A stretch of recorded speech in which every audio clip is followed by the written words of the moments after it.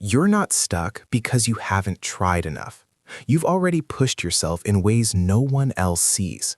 You've made plans, changed routines, tried to fix your habits, and told yourself again and again that this time will be different. And for a moment, it feels real. You feel in control. But then, something fades. Not suddenly, but quietly. The motivation slips, the clarity disappears, and you find yourself back in the same patterns you were trying to escape. And what hurts the most is not the failure, it's how familiar it feels, like you've been here too many times before. You start questioning yourself, wondering why nothing seems to last, why every effort eventually leads you back to the same place. But what if the problem isn't your effort at all?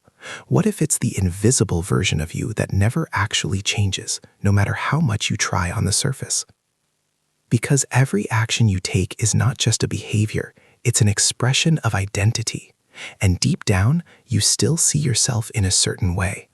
Maybe as someone inconsistent, someone who struggles, someone who tries but never fully becomes. And your mind is wired to stay loyal to that version of you, even if it's the very thing holding you back.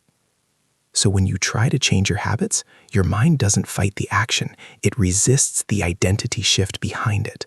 That's why you can do everything right and still feel stuck, because you're trying to create a new life while still operating from an old self-image.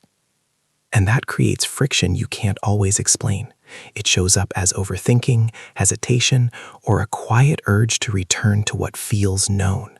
Not because it's better, but because it feels like you. Familiarity feels safe, even when it keeps you in the same place. So you don't fail randomly. You return predictably, back to patterns that match who you believe you are.